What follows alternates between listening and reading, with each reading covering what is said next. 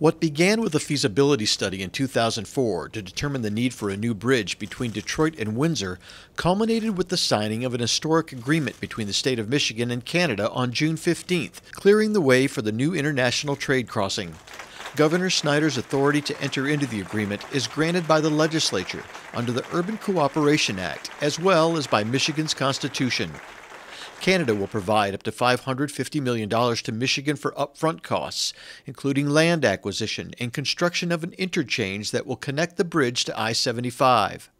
Canada will recoup that money as the sole collector of all future toll revenues from traffic entering and leaving their country.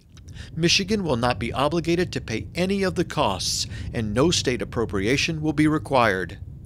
The Snyder administration also reached a deal with the federal government that will allow Michigan to use the $550 million as a required match for road improvement and transportation projects around the state. Federal funds typically are provided at a 4-to-1 ratio, meaning Michigan could realize $2.2 billion from the Canadian investment. The new bridge will provide uninterrupted traffic flow between the two countries as opposed to the current configuration with the nearby Ambassador Bridge. 8,000 trucks a day cross into Windsor from Michigan, as Canada is the state's largest trading partner. In 2011, trade between the two totaled over $70 billion. Not only is the Ambassador Bridge the busiest international border crossing in North America, it's also the #1 bottleneck in the entire Pan-American freeway system. The new bridge will not only alleviate that congestion, but it will mean a boost to the economy through the creation of jobs. Michigan today has 237,000 people related to export commerce with Canada. If you look at it, 1 out of 7 Michiganders in West Michigan, 1 out of 8 in southeastern Michigan are involved in trade with Canada. A huge percentage.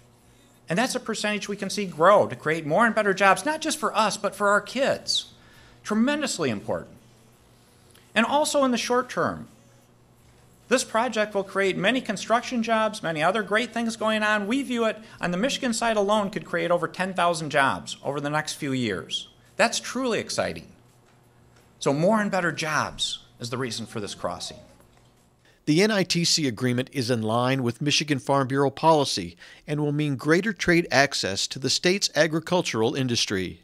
Well, today is a very exciting day. We're on the site, or close to the site, over my shoulder, where the new crossing, the international trade crossing, will take place.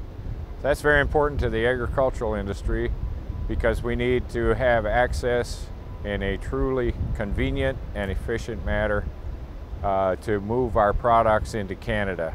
We certainly recognize the importance of Canada as our #1 trading partner, about $800 million a year, and so this announcement is really good news for those of us in the agricultural industry as we attempt to meet the governor's goals of doubling our exports by 2015.